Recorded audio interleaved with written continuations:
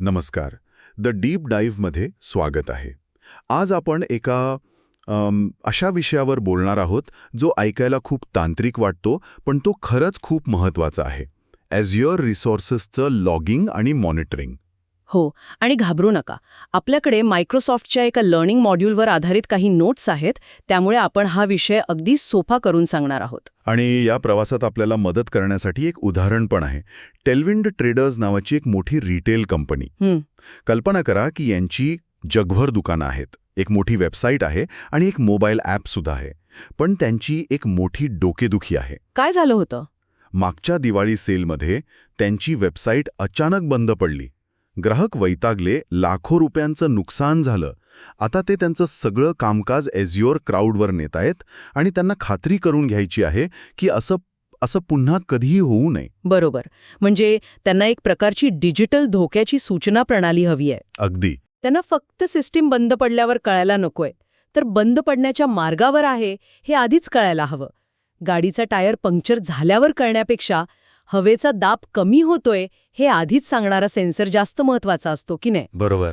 आज आपण अशाच एका डिजिटल सेन्सर प्रणालीबद्दल बोलणार आहोत, जिला मॉनिटरिंग म्हणतात. हे म्हणजे आपल्या डिजिटल साम्राज्यासाठी एक डॉक्टर आणि गुप्तहेर एकाच वेळी कामाला लावण्यासारखं आहे. डॉक्टर आणि गुप्तहेर? अरे वा, हे भारी आहे. चला तर मग या मायक्रोसॉफ्ट लर्निंग मॉड्यूलच्या आधारे टेलविंड ट्रेडर्सचा हा प्रॉब्लेम कसा सोडवता येईल हे टप्प्याटप्प्याने समजून घेऊया. चला. तर या सगळ्या देखरेखीच्या कामाचा मुख्य सूत्रधार आहे ॲझ्युअर मॉनिटर. आपल्या नोट्सनुसार हा ॲझ्युअरमधल्या सगळ्या गोष्टींवर करडी नजर ठेवतो. पण ही नजर ठेवणं म्हणजे नेमकं काय? तो नक्की काय पाहतो? उत्तम प्रश्न. ॲझ्युअर मॉनिटर दोन मुख्य प्रकारची माहिती गोळा करतो. एक म्हणजे मेट्रिक्स आणि दुसरं लॉग्स. मेट्रिक्स आणि लॉग्स. हो. ह्यातला फरक समजून घेण्यासाठी आपण आपल्या डॉक्टरच्या उदाहरणाकडे परत जाऊया. समजा मॅट्रिक्स म्हणजे पेशंटच्या हृदयाचे ठोके, रक्तदाब, शरीराचं तापमान. अच्छा, म्हणजे आकडे. अगदी बरोबर.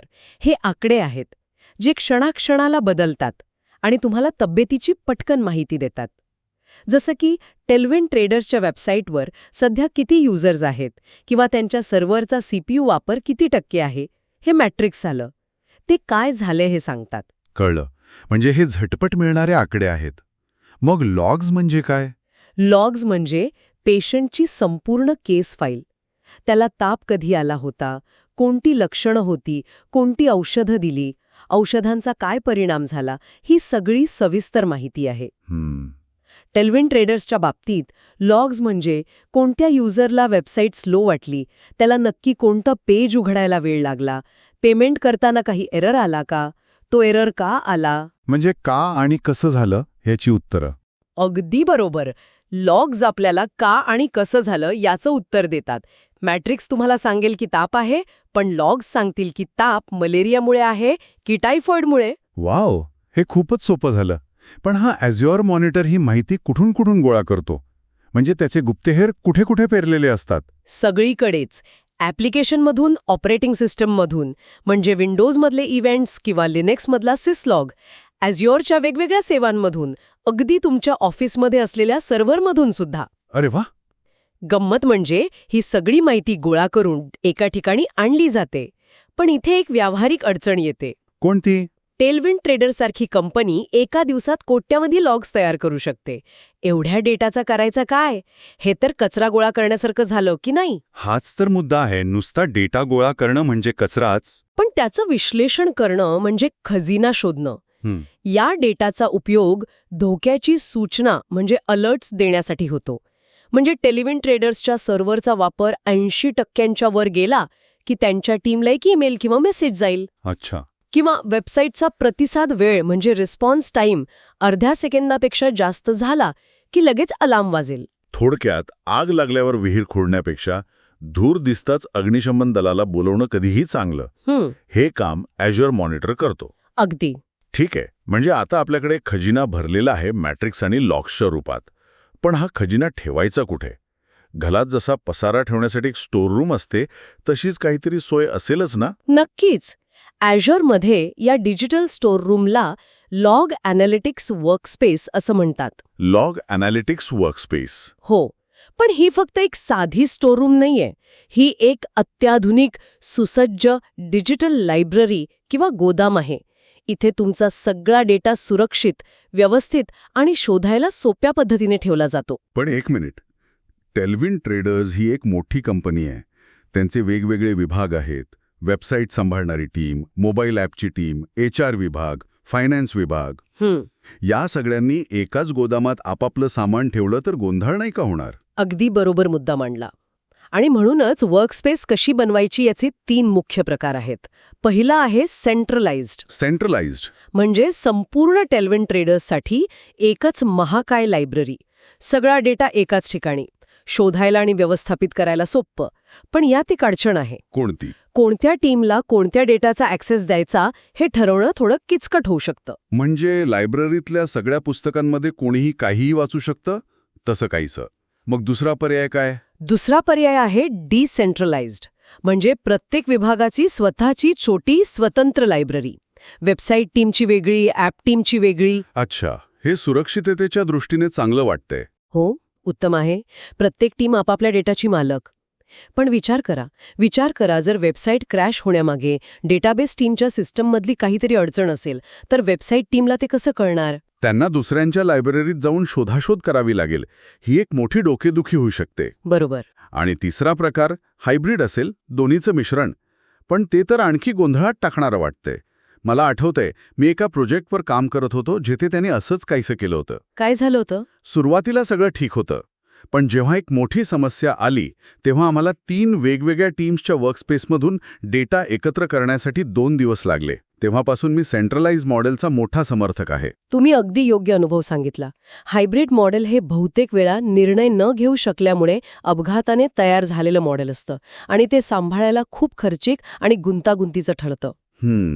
आणि यात आणखी एक महत्त्वाची गोष्ट आहे, ॲक्सेस मोड. टेलविन ट्रेडर्सच्या बाबतीत त्यांच्या वेबसाईट डेव्हलपर टीमला फक्त त्यांच्या ॲप्लिकेशनचे लॉग्स पाहता यावेत, यासाठी रिसोर्स कॉन्टेक्स्ट ॲक्सेस दिला जाईल. म्हणजे त्यांना फक्त विज्ञान विभागाची चावी मिळेल. अगदी. पण त्यांच्या सिक्युरिटी टीमला संपूर्ण कंपनीवर नजर ठेवायची आहे, म्हणून त्यांना वर्कस्पेस कॉन्टेक्स्ट ॲक्सेस मिळेल, म्हणजे संपूर्ण लायब्ररीची चावी. यामुळे प्रत्येकाला फक्त गरजेपुरतीच माहिती मिळते. ठीक आहे. म्हणजे आता टेलविन ट्रेडर्सने एक मोठी सेंट्रलाइज लायब्ररी म्हणजेच वर्कस्पेस बनवली आहे आणि त्यात डेटा गोळा करायला सुरुवात केली आहे. पण या लायब्ररीत जाऊन नुसत्या हजारो लाखो ओळींच्या नोंदी वाचण्यात कोण वेळ घालवणार? बरोबर. या माहितीला काहीतरी अर्थपूर्ण बनवण्यासाठी काहीतरी मार्ग असेलच ना? नक्कीच आहे. इथे मदतीला येतात ॲझ्युअर वर्कबुक्स. सोप्या भाषेत सांगायचं तर वर्कबुक म्हणजे तुमच्या त्या कंटाळवाण्या डेटापासून एक सुंदर, आकर्षक आणि माहितीपूर्ण व्हिज्युअल रिपोर्ट बनवणं. म्हणजे चार्ट्स आणि ग्राफ्स सारखं. हो, जसं आपण एखादी प्रेझेंटेशनमध्ये चार्ट्स, ग्राफ्स, पाय चार्ट्स वापरतो तसंच काहीसं. पण हे खूपच जास्त शक्तिशाली आहे. अरे वा. म्हणजे आपण असं म्हणू शकतो की लॉग्स म्हणजे कच्चा माल आणि वर्कबुक म्हणजे त्यापासून बनवलेली एक आकर्षक आणि उपयुक्त वस्तू. हे तर खरंच खूप प्रभावी आहे. हो, आणि याची खरी ताकद ही आहे की ते वेगवेगळ्या ठिकाणाहून डेटा एकत्र आणू शकतं. म्हणजे लॉग्स, मॅट्रिक्स अशा सगळ्या स्रोतांना एकत्र करून एकाच रिपोर्टमध्ये दाखवू शकतं. एक उदाहरण द्याल? नक्कीच. टेलविन ट्रेडर्सची मार्केटिंग टीम एक वर्कबुक बनवू शकते, ज्यात कोणत्या शहरातून किती ग्राहक येत आहेत याचा नकाशा असेल, वेबसाईटवर सर्वात जास्त कोणतं उत्पादन पाहिलं जातंय याचा ग्राफ असेल आणि त्याचवेळी वेबसाईटचा स्पीड कसा आहे याचे आकडे असतील. हे सगळं एकाच स्क्रीनवर? हो, एकाच स्क्रीनवर. आणि हे रिपोर्ट फक्त बघण्यासाठी नसतात तर इंटरॅक्टिव्ह असतात, असंही मी वाचलंय. याचा काय अर्थ? याचा अर्थ तुम्ही त्या रिपोर्टसोबत खेळू शकता. समजा ग्राफमध्ये दिसलं की मुंबईतून येणारे ग्राहक कमी झाले आहेत. तुम्ही थेट मुंबईवर क्लिक करून पाहू शकता की फक्त मुंबईतच वेबसाईट स्लो चालली आहे का?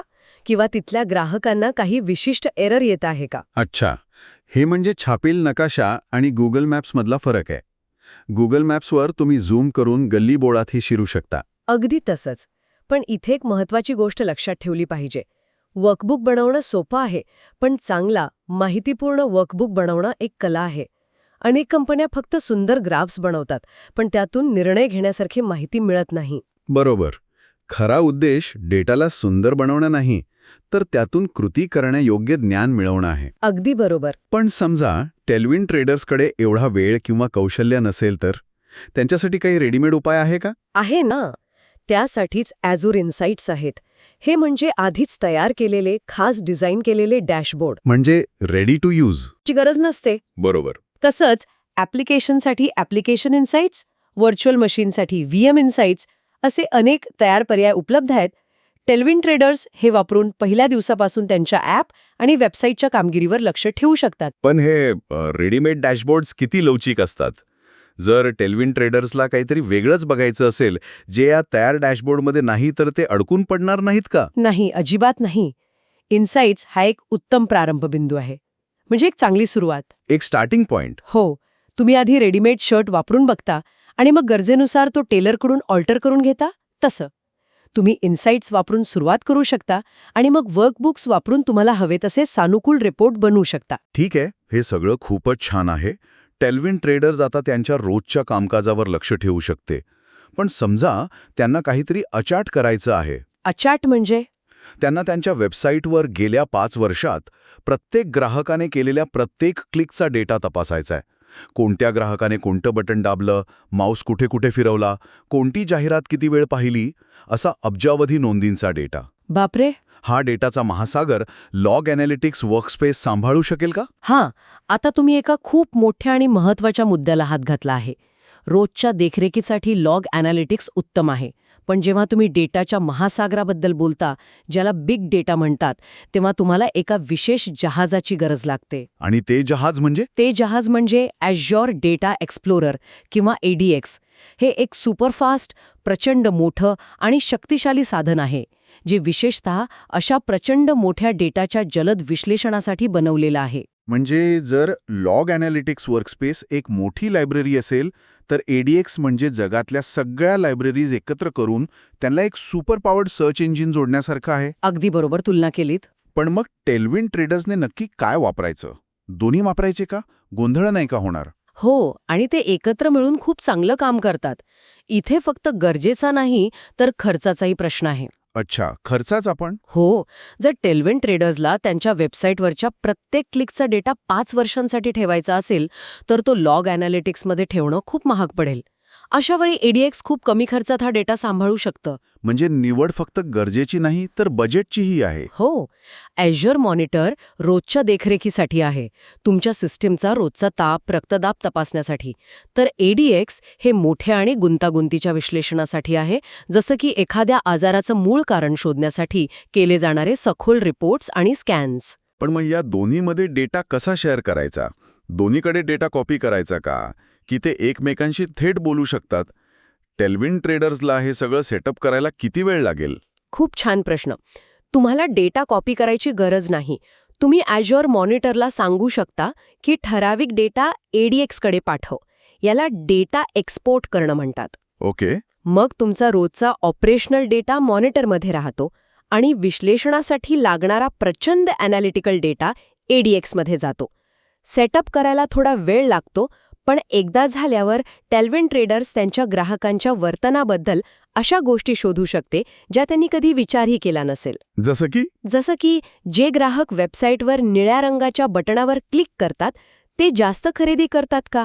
अशा प्रश्नांची उत्तरं ADX काही सेकंदात देऊ शकतं. अरे वा, म्हणजे हे तुमच्या टूल बॉक्समधलं एक हेवी ड्युटी मशीन आहे, जे गरजेच्या वेळीच बाहेर काढायचं असतं. आता मला या दोघांमधला फरक आणि त्यांचं काय म्हणतात त्याला एकत्र काम करण्याची पद्धत स्पष्टपणे समजली आहे. जुजामेन्शपील. तर आजचा आपला प्रवास खूपच रंजक होता. आपण टेलविन ट्रेडर्सच्या वेबसाईट क्रॅश होण्याच्या समस्येपासून सुरुवात केली. हो. मग आपण पाहिलं की Azure मॉनिटर नावाचा डॉक्टर.गुप्तेहर वापरून डेटा म्हणजे लॉग्स आणि मॅट्रिक्स कसा गोळा करायचा, त्याला वर्कस्पेस नावाच्या डिजिटल लायब्ररीत कसं व्यवस्थित ठेवायचं, आणि त्या लायब्ररीच्या रचनेचे म्हणजे सेंट्रलाइज्ड किंवा डिसेंट्रलाइज्ड फायदे तोटे काय आहेत. बरोबर. त्यानंतर आपण पाहिलं की वर्कबुक्स आणि इन्साइट्स वापरून त्या कच्च्या डेटाना सुंदर आणि अर्थपूर्ण रूपात कसं सादर करायचं. आणि शेवटी जेव्हा डेटाचा महासागर समोर येतो तेव्हा Azure डेटा एक्सप्लोरर नावाचं शक्तिशाली जहाज कसं वापरायचं आणि तेही बजेटमध्ये. या सगळ्याचा सारांश एका वाक्यात सांगायचा तर प्रभावी मॉनिटरिंग म्हणजे फक्त डेटा गोळा करणे नाही, तर त्या डेटाचं कृती करण्यायोग्य ज्ञानात रूपांतरण करणे आहे. जेणेकरून टेलविन ट्रेडर्सला त्यांची वेबसाईट बंद पडण्याआधीच संभाव्य समस्यांची माहिती मिळेल आणि ते दिवाळी सेलमध्ये शांतपणे झोपू शकतील. अगदी बरोबर. आणि जाता जाता ऐकणाऱ्यांसाठी एक विचार. आपण आज डिजिटल सिस्टीमच्या आरोग्यावर बोललो, पण विचार करा ह्याच साधनांचा आणि तत्वांचा वापर थेट व्यवसायाच्या आरोग्यावर लक्ष ठेवण्यासाठी कसा करता येईल. चांगला मुद्दा आहे. उदाहरणार्थ टेलविन ट्रेडर्स त्यांच्या दुकानांमधील सीसीटीव्ही फुटेज, विक्रीचे आकडे आणि ग्राहकांच्या सोशल मीडियावरील प्रतिक्रिया. हा सगळा डेटा एकत्र आणून हो, या सगळ्या डेटाला एकत्र आणून रिअल टाईममध्ये विश्लेषण करण्यासाठी ADX सारखं साधन वापरू शकेल का, जेणेकरून त्यांना कळेल की कोणत्या दुकानात ग्राहक नाखुश आहेत किंवा कोणत्या उत्पादनाची मागणी अचानक वाढत आहे. तंत्रज्ञानाचा वापर फक्त तांत्रिक समस्या सोडवण्यासाठी नाही, तर व्यावसायिक निर्णय घेण्यासाठी कसा करता येईल यावर नक्की विचार करण्यासारखा आहे. नक्कीच. भेटूया पुढच्या वेळी.